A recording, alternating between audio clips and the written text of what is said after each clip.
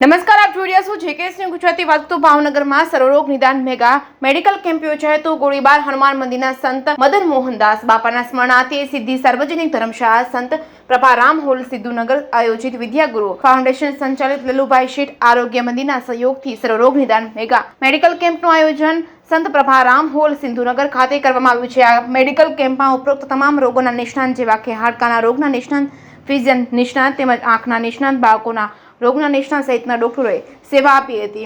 આ કેમ્પમાં કુલ 401 લોકોએ લાભ લીધો. તો આ કેમ્પમાં આવનાર તમામ જરૂરિયાતવાળા દર્દીઓને સાવરકુંડલામાં ફ્રી ઓપરેશન, ફ્રીમાં રહેવાનું, જમવાની સંસ્થા દ્વારા વ્યવસ્થા કરી આપવામાં આવી છે. આ કેમ્પને સફળ બનાવવા માટે સંત પ્રભારામ હોલના ટ્રસ્ટીઓ મયુરભાઈ તેમજ સિંધી સમાજના આગેવાનો, સિંધુ સેવા ધર્મ ટ્રસ્ટના સેવાધારીઓએ ખાસ જહેમત ઉઠાવી છે. જેકેએસની ગુજરાતી સાથે હિરેન ભાયાણી, ભાવનગર.